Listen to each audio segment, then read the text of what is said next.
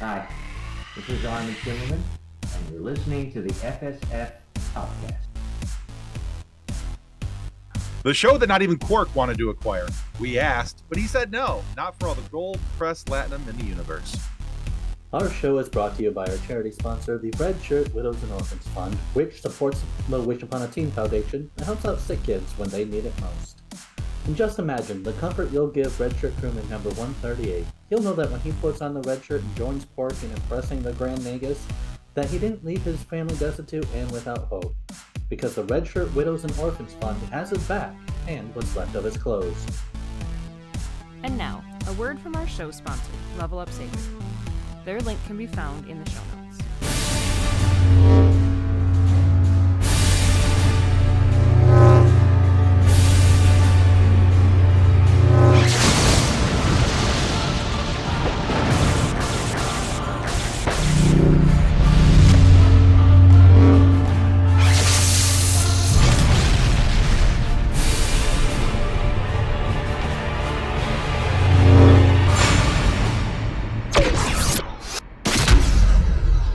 All right, guys, our guest today is making his second trip to the FSF PopCast, and we're just excited this time to have him as we were on the first.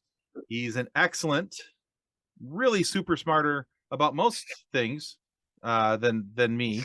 That sentence makes no sense whatsoever. The sentence may have just proved your point. The sentence is proving my point, and I think we should just leave it in just because of that. But he's an excellent guy, and he's super smarter about most things, probably everything, than I am. But in particular, regarding to Shakespeare, we're going to talk about that in just a little bit. And I'm sure that we're going to talk about a little bit of Trek, and I know that because I've seen our list of questions. But even some Buffy, too, because, again, I've seen our list of questions. But we're also super excited to have him here today because amongst all those other things, he is also an amazing author, and we are excited to help him promote his new novel as well. So everybody, let's give a big round of applause that goes like this, and welcome Armin Shimerman back to the FSF PopCast. Welcome back to the show, Armin. Thank you, Tim. Thank you, Nick. Thank you, Kathleen. Happy to be here. Hello, everyone.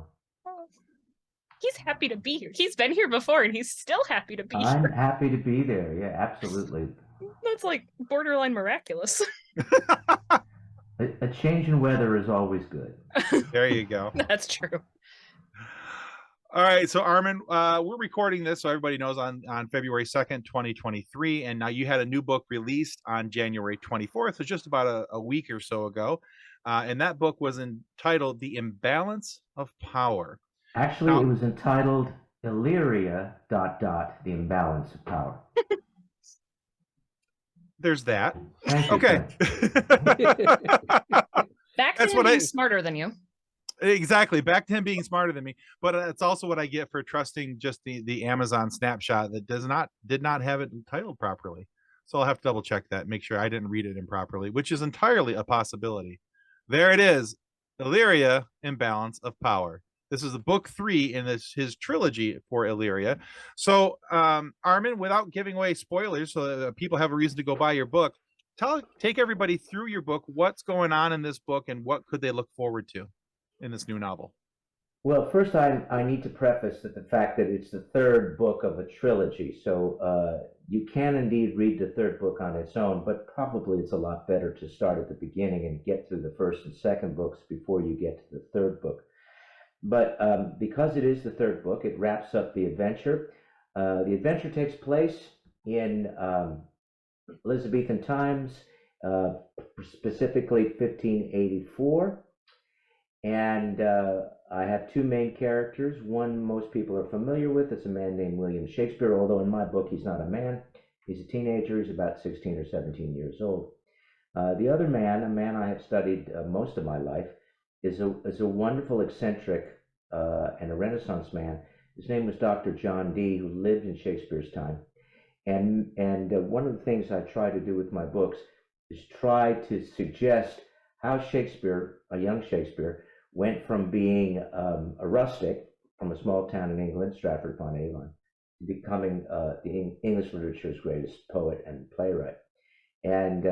And perhaps the John Dee had something to do with it. It's not totally all fantastical, because scholars and research people have found that John Dee and Shakespeare did have a real relationship, and perhaps some of the books that have echoes in the plays may have come from John Dee's library, which is one of the things I suggest in my books. But it's primarily a spy story. It's a historical novel that deals with very historical things. Everything in the book that doesn't have to deal with the fictional characters. That's not the right way to say that. So let me start the other way around. My book deals with history and it deals with fiction. And the fictional part is that most of the characters in the book are from Shakespeare's play Twelfth Night.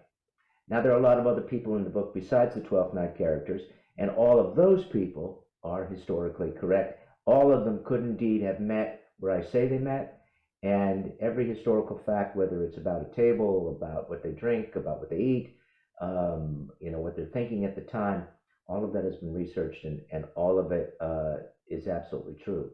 So if you've heard otherwise, that England was a merry old place, I beg to differ.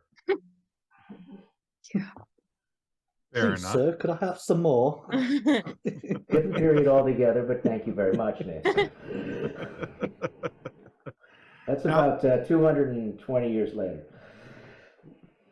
Now, one of the things that we've talked about this with some of the other authors that have been on our show, in this day and age of the online critic and the people who are in a rush to go out and say something negative just to say something negative, is seemingly about everything. It's always impressive to me when I find books that, or especially nowadays, that, or even movies and shows that come out and they have nice ratings to them. And so if anything has above a 4-star rating, I'm automatically going, well, it can't be that bad. And the closer it gets to 5, it has to be even better, because especially in this day and age of the naysayer. And everywhere I have looked for your books, whether it was Goodreads, whether it was Amazon, a couple other websites out there, everyone has reviewed the entirety of your writings at 4.3 or higher. I think 4.3. Yeah, I think 4.3 is the lowest that I've seen one of your books be rated. My wife criticized it very highly. I could see her as being quite the critic. Yeah. She's read it several times. She has some problems. There you go. Well, you know what? Hey, my wife's my worst critic, so I think that's only fair. They help keep us on our toes. Fair. Yes.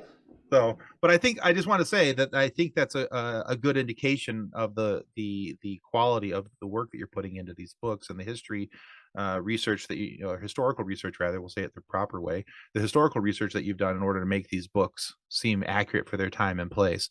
So kudos to you for a job well done. Thank you, Tim. And they're also funny at times as well, because after all, a lot of the characters, especially in the latter book and the last book, are from Twelfth Night, that's a comic play. So there are comic situations, and I hope comic dialogue that people can appreciate. And my dialogue is a little bit true to life for them, so it's a little hard. It's not quite Shakespearean, but it's faux Shakespearean. And that was part of the impulse of the book, was to try to write something akin to the hundreds, if not thousands, of lines I've had to memorize from the plays. So in addition to your latest trilogy, in addition to the Illyria trilogy, you also co-wrote a series, The Merchant Prince, which includes a book of that title, as well as Outrageous Fortune and Capital Offense. So for those who haven't explored your writing and want to delve into your back catalog a bit, what can you tell us about some of your earlier stories as well? My Merchant Prince trilogy was the beginning of my writing career as far as novels. As a young man, I think I was just a preteen or just going into my teens. I wrote a lot of poetry and got published actually for that. I don't know how that happened, but I did. But I had no real desire to write novels until I met a publisher at a Star Trek convention who suggested to me that perhaps I could co-write some novels with some established science fiction writers. That publisher linked me up with a man named Michael Scott, a very prolific Irish novelist who writes a lot about Irish folklore. And he was the first man to introduce me to John Dee, a personage I should have been aware of long before I met Michael Scott. But I'm very grateful for that. And you can't see it, but I have a whole bookcase of books about John Dee to my right here. And so, Merchant Prince is science fiction. There are no historical facts really in Merchant Prince, except occasionally, once in a blue moon, I'll refer to something from John Dee. John Dee is also the lead character in my Merchant Prince novels. But the truth of the matter is, it may say John Dee, but the person I'm writing about is my avatar, my alter ego, Quark, and that's what the publisher wanted. And so it's really Quark in the 23rd century, which is where he belongs. But it's in the personage of John Dee, who is an Elizabethan finding himself in the 23rd century. So Merchant Prince was written with Michael Scott. The two of us did that together. I believe Michael did about 60% of the writing. I did about 40% of the writing. Then Michael had other things he had to do, so I moved on to working with Chelsea Yarbrough, a very famous science fiction writer, and we wrote the second book together. The percentages changed. I think I wrote about 60% of the book, and Chelsea wrote about 40%. And the story wasn't finished yet, so we had to move on to a third novel, The Capital Offense. And by that time, I felt sufficiently good at writing that I took the obligation and the responsibility and the chore of writing upon myself, and that all that book is written by myself.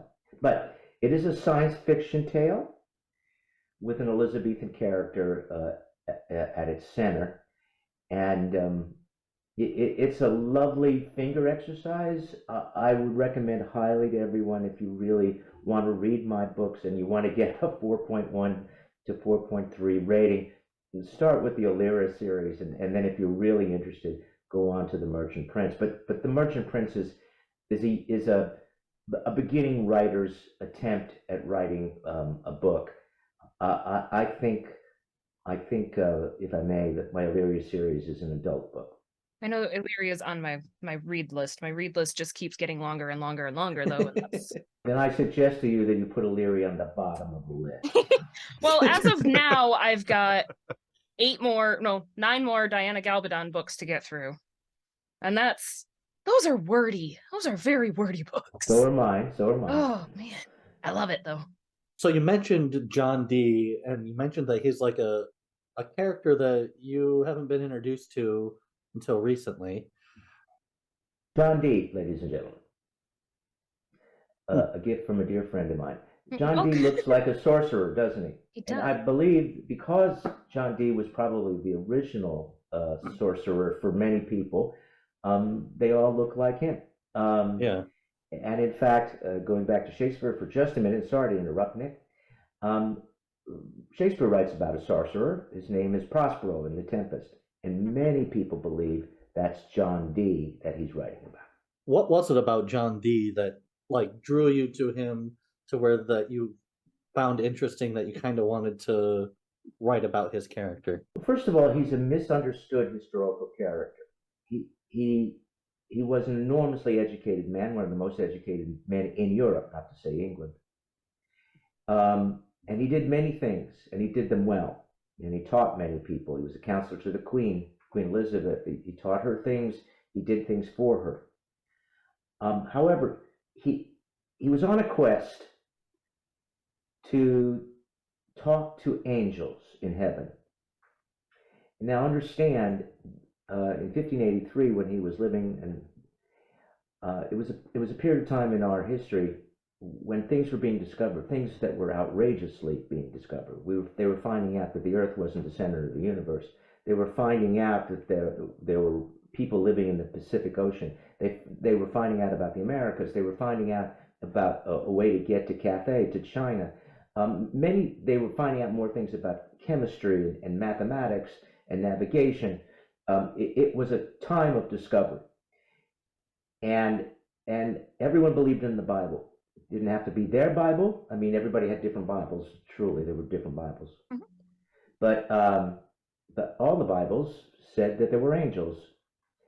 and the Bible was the be all and end all for religious belief. And so he thought angels have to exist. There must be a way to communicate with them, and he spent his life trying to communicate with angels. Unfortunately, he found some charlatans who were his middlemen, who took him for all he was worth and convinced him that they were talking to angels, and he took notes at seances. And history looks at that activity that he did and scorns that activity and has set him down for centuries as a kook. In the last 75 years or so, that reputation has been burnished and resurrected, and people are realizing the man did a lot of good besides this other quest of his. And so that fascinated me. That the fact that someone several centuries later is being rediscovered, and I wanted to know more about him and his minor connections with Shakespeare, because I've always been fascinated with Shakespeare, were also intriguing to me, and it bothered me. A man who had studied Elizabethan culture and times for a very long time before I met John Dee, I was very upset that I didn't know about this guy. How is it possible that I didn't know about this guy? And so in order to rectify that problem, I got all those books over there and began to read and study him and try to figure out what was inside of his head, what made him tick, what were his disappointments, what were his successes. And those things are what I write about in the Illyria series. Interesting. Excellent. Yeah, I think that before we actually sat down and talked with you, I don't think John Dee was a name that I was familiar with. And so I've done a little bit of research on him, but I can't say that anything's been in depth. I just kind of did a quick Google search, and I don't know that that was probably fair in the information that I received. But yeah, it's definitely an interesting character with everything that his name is associated with and everything else. So yeah, definitely requires a little bit more in-depth looking. He had the largest library in England, and people came and went borrowing books. And understand there had just been a change in. I mean, it was within 100 years that Martin Luther tacked up his. I think it's 99 tenets on a church door, and it was the beginning of Protestantism. And people, the new Protestant movement, in reaction to Catholicism, was burning books constantly because they were Catholic and because they had things in them that Protestants believed were sacrilegious. And John Dee spent his life trying to rescue these books from the bonfires because they had knowledge in them that needed to be preserved. Thank God for that. Your comment about him being the original sorcerer too makes a lot of sense. Thinking about it with all of what we see portrayed in entertainment even now as what a sorcerer or even like a wizard in Lord of the Rings, or how you build a wizard in Dungeons and Dragons. I'm like, wait a minute. Yeah. They're all John Dee. Ian McKellen doesn't look that much different than No, he doesn't. That's exactly what I was thinking. I'm like, he just looks like Gandalf. Yeah. And he was a wizard. Well, he wasn't a wizard. He investigated what's called white magic as opposed to black magic. The people of his time were fearful that he was investigating black magic. Mm-hmm. And his house and home was raided, I believe, twice, perhaps 3 times. And many of the books that he spent his lifetime collecting were burnt when they invaded his home. But he was interested in magic, and magic today is considered, not reality. It's something else. But at that time, magic was very much believed in by many people, very sophisticated, university educated people. Magic was not a foreign thing. It was something they were just not aware of, but they knew that somewhere there was a way to access magic and make their lives better. And there were many important philosophers, including Newton, who were exploring these magical things in order to find out the truth of the universe. I mean, if you think about it, their research did evolve into, I guess, technology, because that technology is, I guess, magic, so-called, because like radio waves and all that other stuff. And... Right. And not saying that, not basing reality off of a comic book, but Marvel says that magic is just science we don't understand yet. Right, and that's exactly, I believe, what the Europeans and Elizabethans thought as well. And remember, as I mentioned, Newton was studying magic and found gravity, and we all think of gravity as an important scientific discovery. Mm-hmm. Well, he was doing both at the same time. But history looks more kindly on Newton than he does on John Dee. Yeah. Well, I think magic still exists. I made popcorn the other night. It only took a minute and a half. So, see, but you made it with a safe form of radiation. Magic. See, exactly. Bingo. Newton was grounded, but John Dee had his head in the stars. Yeah, and I believe if he had lived, and I'm making this number up, if he had lived 75 years later when Newton did that, don't trust me on that number, but then perhaps his magic would have been more respected than Dee's. With times, for instance, the microwave. If we went back 75 years from when the microwave was founded and put together, I think people would say that might be magic. But because of the space exploration for which microwave energy was not discovered but was used, we accept that it was part of space exploration. And 100 years before, they would have thought any space exploration was science fiction. Yeah, I believe that. Mm-hmm. There's no arguing. No, none whatsoever. Good. So. Well, and I'll see you next week. All right, and we're done here with this lesson today. All right, so Armin, let's change the topic real quick.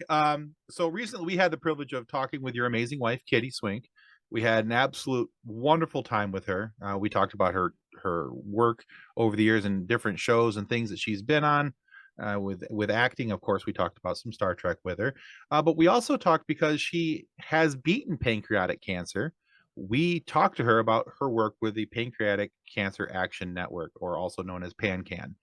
And so I'm sure that you're also appreciative of the work that PANCAN has done, but we're hoping that maybe you can talk to us about the work that you and Kitty do together with PANCAN and trying to raise awareness for pancreatic cancer, and how can others help in this fight?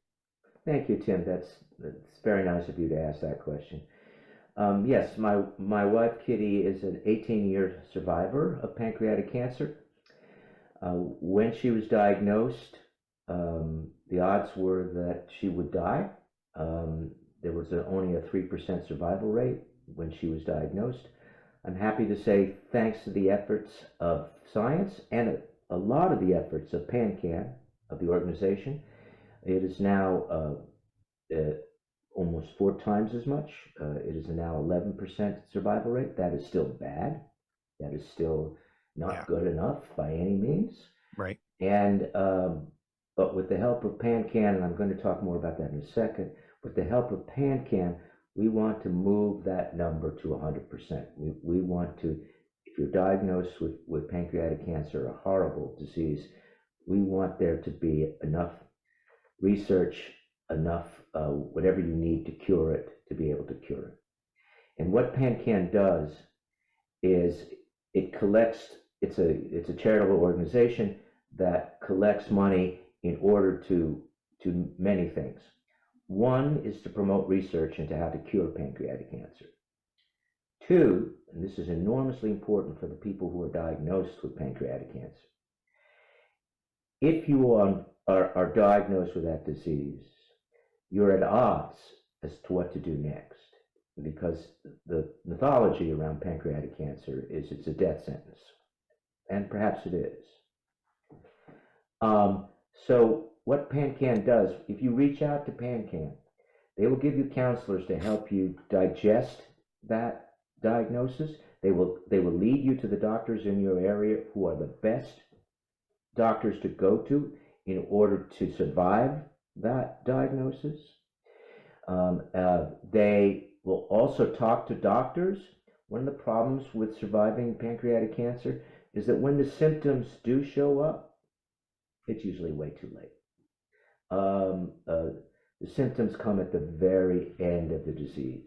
So you think you're healthy, as my wife did, until all of a sudden there are symptoms and the doctors go, oh my God, you're in stage 4 cancer, pancreatic cancer. As far as I know, there's only one way to survive that, and that's to undergo an operation that my wife underwent, which is called the Whipple. And with the Whipple, they remove various organs, and if you're lucky, and the cancer is located in the front, I believe, of the pancreas, then you have a possibility of surviving. But unfortunately, if it's in the back or in the middle, they have to sew you back up and say, let's hope for the best. Also, that's followed with chemotherapy, of course. So they do many things, and every year, PANCAN has a fundraiser, which is called Purple Stride. And I believe, don't quote me, but I believe this year Purple Stride is on the 29th of April.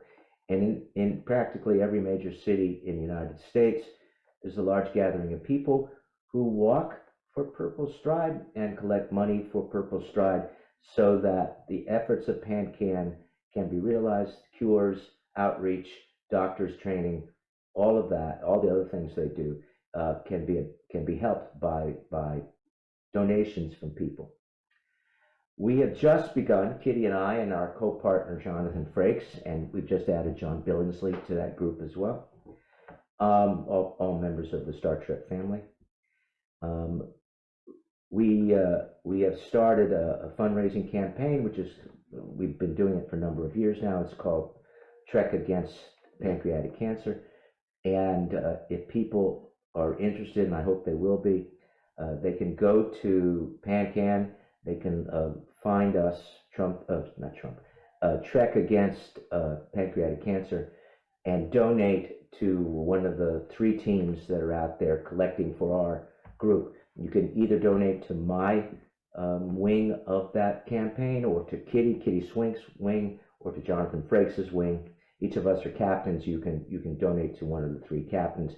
All of that money goes to PANCAN, and last year we raised, I believe, $100,000 for pancreatic cancer, and we hope, thank you very much, and we hope this year to do better.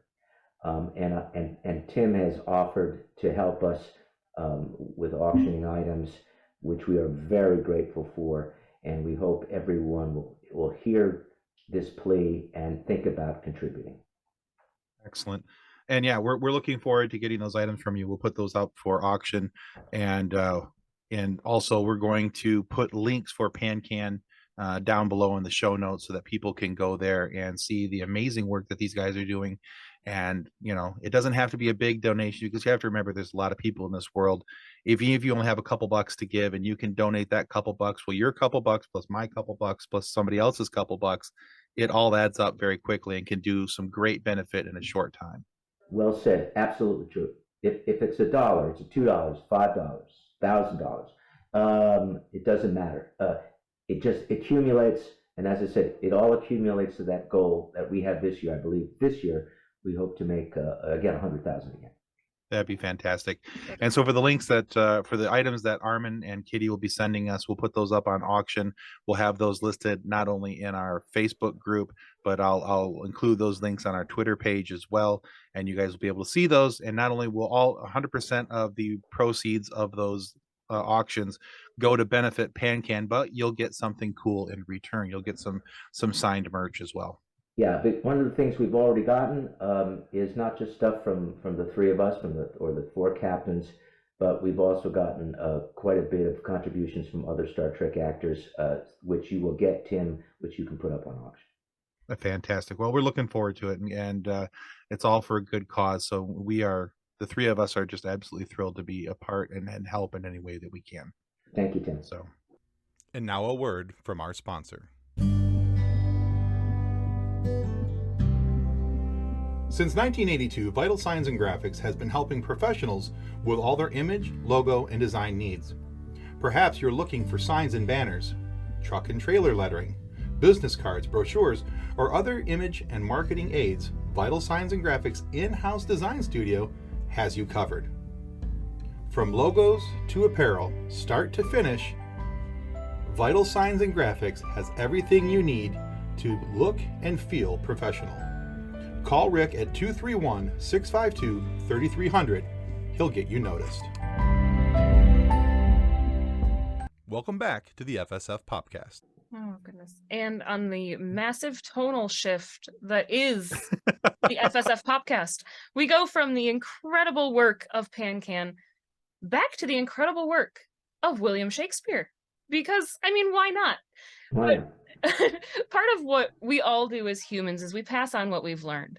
And I have learned that not only are you a performer of Shakespeare, but you are also a professor at the University of Southern California. I was until very recently. Yes, I was. And the only reason I'm not is a long story. I didn't quit. They didn't fire me. It's just I'm in limbo right now. That's all.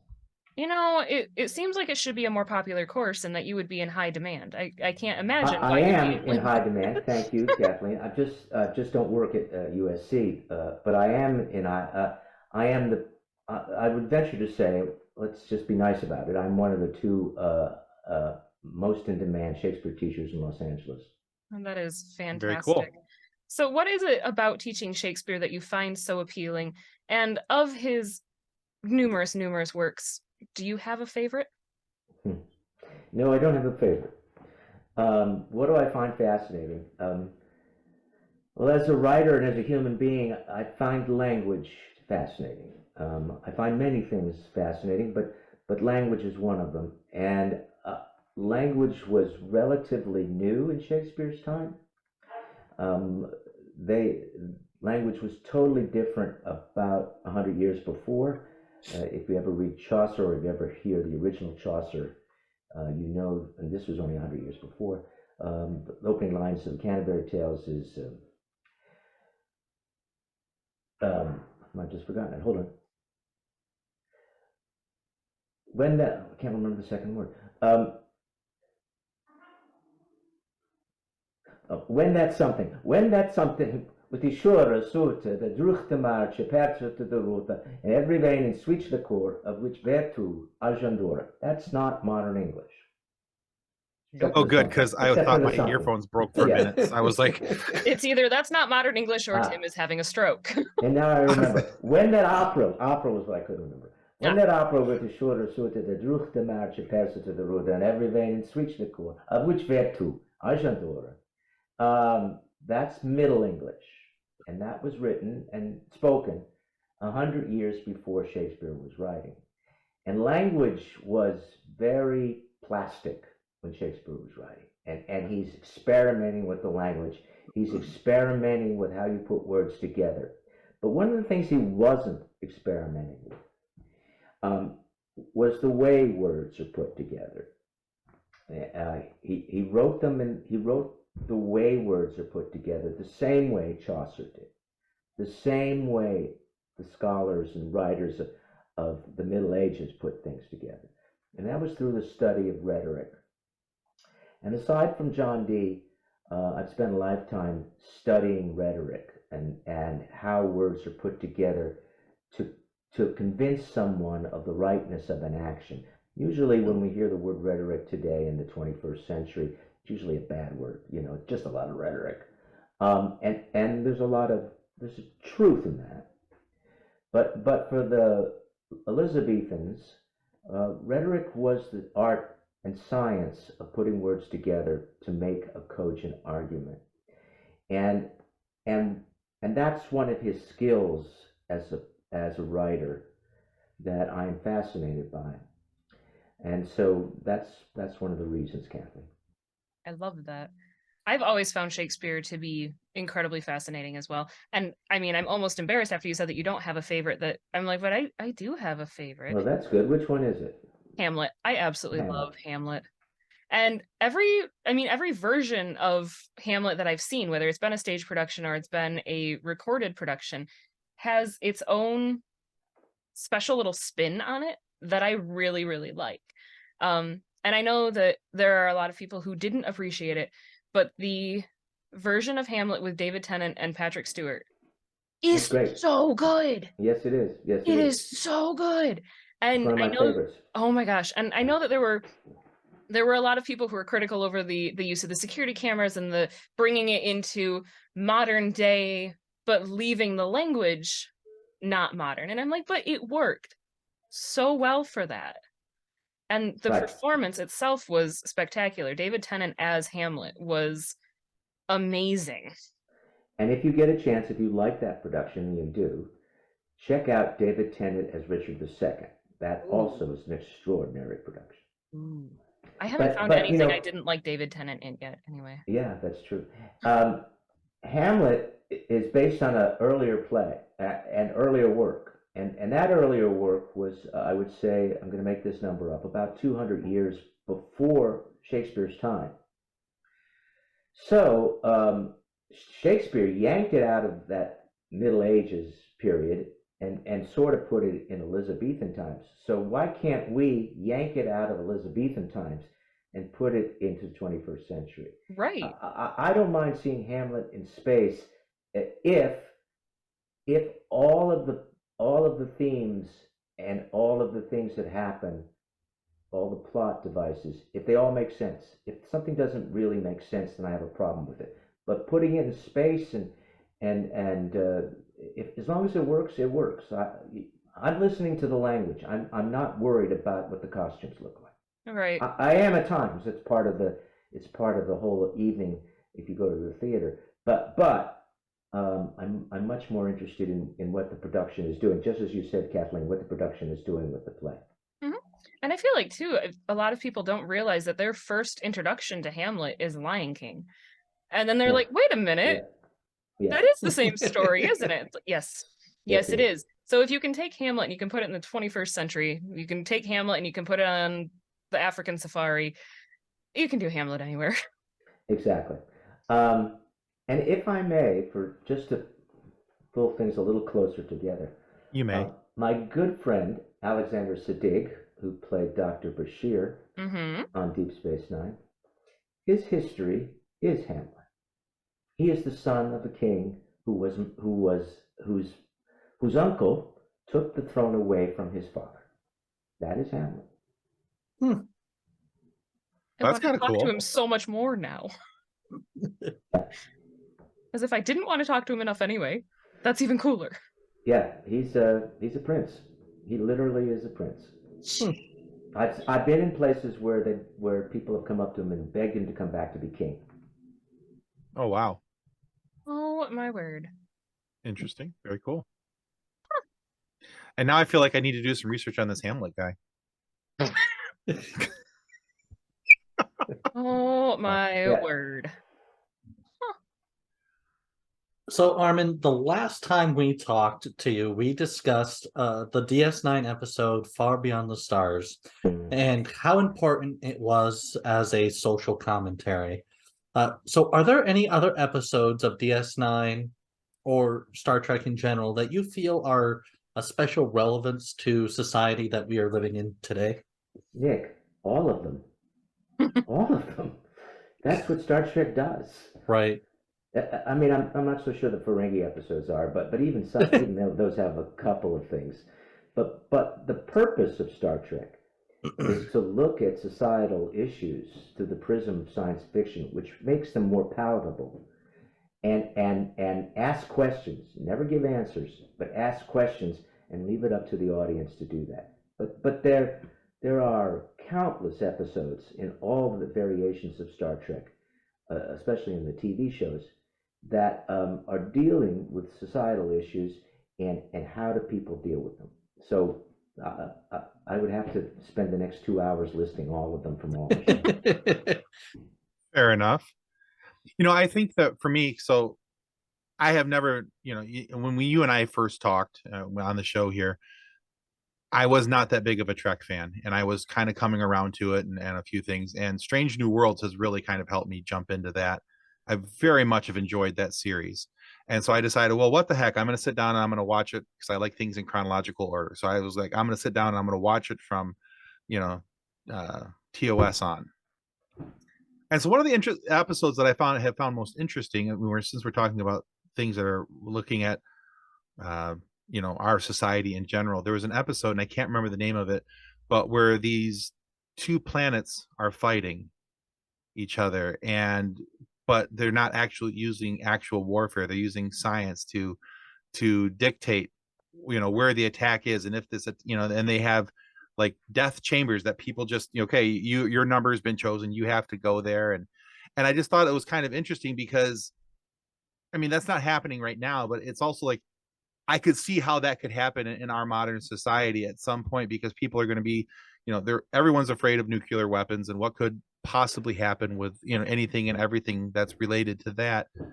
But if that was to ever go away, okay, well, how would people fight wars? Well, this Star Trek episode that was done, you know, 60 years ago talked about that very topic. And to me, it was just kind of like, it made me sit down and think for the rest of the night. I kind of sat there in my chair, sipping a cup of hot tea, watching my wood stove and watching the fire flicker. And I just kind of sat there thinking, well, what if that was the eventuality for human society now? Mm-hmm. You know, and I also think that that's what a good sci-fi in that type of genre should do. It should make you think about what is going on in your world and what is your future going to look like. And I kind of think that, you know, for that episode, my issues with Captain Kirk aside, it really did help me sit down and think about that in that type of mind frame. Well, I think Gene Roddenberry would be very happy with you, Tim. That's exactly what that's what he wanted his audience to do. That is, that episode you describe, of course, is from the original series. That's what they want you to do. And oftentimes episodes suggest things that later on in the future become true. We did an episode where we had the people of San Francisco taking all the homeless people and putting them in a section of San Francisco and walling it off, and that's where they were quarantined to. Well, I don't think it was more than a year after that episode of ours aired that San Francisco took all the homeless people and put them in a quarantined area. You know, sometimes in science fiction, what is science fiction becomes reality. So yes, it should prompt you to think. That's what the whole purpose of Star Trek is meant to do, is to suggest something, and then you come up with an answer. They're not going to come up with an answer, but you come up with an answer. And if you don't come up with an answer, at least they've gotten you to think about it. I agree. You know, and coming from such a Star Wars background, my whole thing with Star Wars is it's fun. You watch it, it's mindless escape. But with Star Trek, I find myself after each episode kind of thinking and contemplating, okay, what did I watch and what's going on in that episode? And not necessarily what were they trying to teach me, but what were they trying to help me to think about? What were they trying to help me to contemplate about my future, the world's future, the race relations, all these different things that we see that are still kind of, 60 years later, are still problematic. I couldn't agree more. And in the original series, there is an episode, and I don't remember its name. It's a very famous one. It was on a planet. They arrived on a planet, and there were two races on that planet. And their faces were one half white and one half black. Oh, yeah. And one race had the whiteness on one side, and the other race had the whiteness on the other side, and of course had the darkness on the other side. And one race decided they were more superior than the others, and Shatner and everybody else scratched their heads and went, they're exactly the same, except that they're just the difference of the faces. Well, that was very much talking about race relations back in the 60s. Yeah, absolutely. I had to look it up because I'm like, I know that episode and I couldn't remember the name. Let that be your last battlefield. Thank you. There you go. I'm like, I And- know that episode. I just watched that episode not that long ago. And that was I think that was the one Star Trek episode that hooked me. Not that the others didn't, but that's the one that after that episode, I rushed home every Wednesday night to see the Star Trek show because I wanted to see more shows like that. Very cool. All right, so Armin, as we did the last time you were here, you know that we try to involve our audience as much as possible. Now, some of the questions that were asked for us to ask of you were questions that we asked in a previous interview, or they're ones that we felt that we could confidently respond with the answer 2 hours. So, 2 hours. Yeah, it's my response to all questions. 2 hours. 2 hours. But we do have a couple of questions here from you, from a couple different people. So we have one from Drew, who's the host of the Across the Stars podcast. He's a big fan. He wanted to know that if Quark were ever had to be recast with a younger actor, who would you like to see get that role and why? I don't. 2 hours. I don't know. I've never contemplated somebody else playing Quark, except Max. Max Judenchik. I don't know. I'm sorry. I don't have an answer. Not a. That's okay. Answer. No. Nope, that's okay. All right. So If the next Aaron was question. still alive, if Aaron Eisenberg was still alive, I would say Aaron, but he's not, so he can't do it. Fair enough. I think that's a good answer too. All right. Next one comes from Jessie. She's the host of the Crusher Convo podcast. Both of these guys are good friends of ours, friends of our show. Now her question is about Buffy the Vampire Slayer. Now she says, I used to love to hate Principal Snyder. Good. She says, but I'm curious if there was any direction you wish they had gone with the character before his not untimely demise. No, I thought the writers did an excellent job. I was meant to be an asshole, and I enjoyed playing an asshole. And You did a fabulous job at it. Thank you. I love playing Snyder, especially because I was doing it at the same time I was doing Quark on Deep Space Nine. So for me, that's a radical difference between two different personalities. One was a people lover, the other one was a people hater. And the ability to switch roles many times, many weeks in a row, was an invigorating experience. It recharged my batteries for both shows. But I don't think there's any direction they could have gone with Snyder that would have been better. In fact, when I heard that the series regulars were going to graduate from high school and go on to college, I know they didn't need a high school principal anymore. And I asked them for a death scene where they would eat me. And I'm happy to say Joss & Companies took my request and made it so, and allowed me to be eaten by my good friend Harry Groner. There you go. Yeah, she followed up that question with, I loved his death scene. It was exactly how I pictured it. He was such a cocky know-it-all. Yeah. It was just a little shit. It was just a little shit. And the irony is, I cannot tell you, or convince you for that matter, what good friends I had on that set. Even though on camera, I was not kind to them, they were not kind to me. But the moment the director said cut, we had great times together. And I'm very fond of all the people that I worked with on Buffy and have wonderful memories of them. And I can't say that about a lot of shows, but that one, yes, absolutely. Excellent. I know that we had talked previously about Principal Snyder as well, with the why did somebody who hated people so much, hated children so much, decide to become a principal? He needed a job, and he couldn't get work on Star Trek, so he needed a job. And we've all met people who are authoritarian figures who believe it's their way or the highway, and unfortunately, this man Snyder was put in charge of children, which is not a good thing. It is also, if I may say this, it is delicious to me that of those two parts, Snyder has no first name, and Quark has no last name. Oh, that's cool. Yeah, didn't think of that. Quark Snyder. Quark Snyder. And for those people who watch Buffy, at the end of every episode, there's a graphic where this stick figure growls. That was the voice of that is one of the producers, and his name is Snyder. Oh, that's funny. Oh, too funny. That's funny. Too funny. Oh, goodness. So we talk a lot about what you've done before as an actor and what you have coming up as a writer.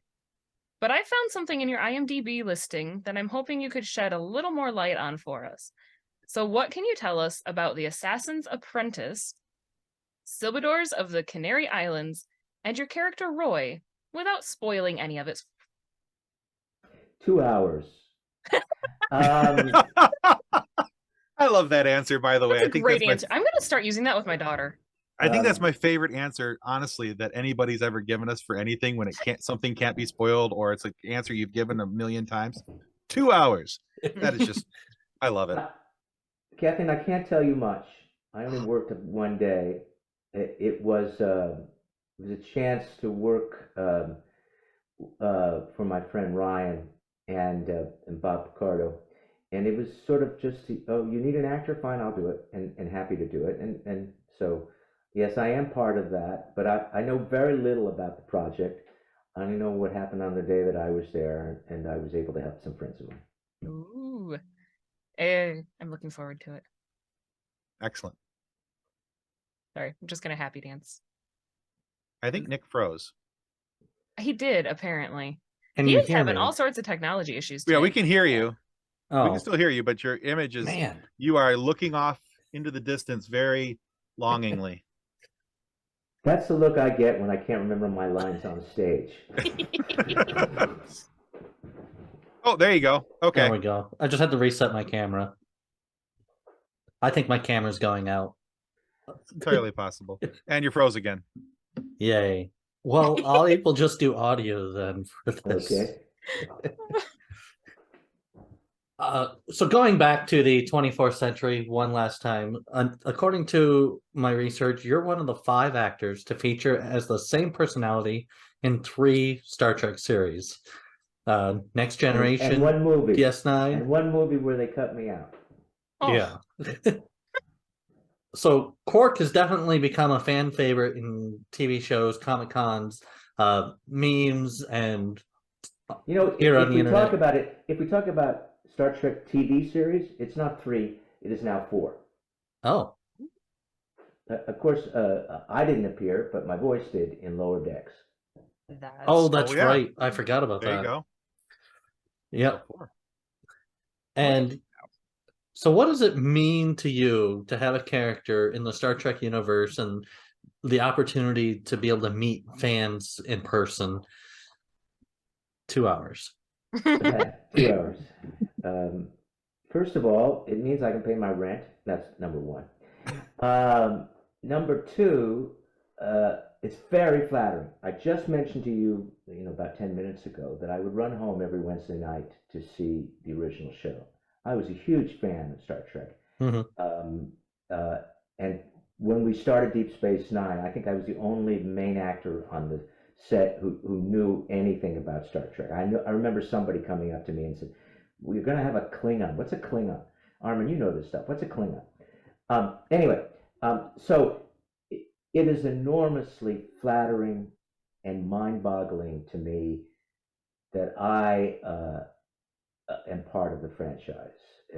You can't imagine the joy that it gives me to be able to say that, because I'm, as a teenager, beyond my wildest dreams that would happen.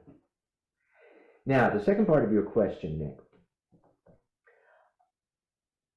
the only reason I think, and really the only reason I think I go to conventions is to meet fans, because I revel in what they have to say to me.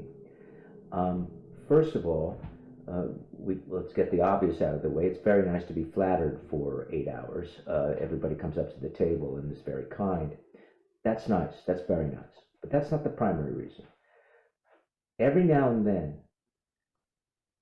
somebody comes up to me and says to me, as they have with other actors from the franchise, I was going through a bad time at that time, and I was watching your show, and I was able to get through my problems, or my family was able to get through their problems, because we watched your show, and it gave us hope, or it gave us something to talk about, or it brought us together, or inspired me to become an engineer, or to go into aerospace, or into medicine, or whatever of the myriad of things that people have said to me.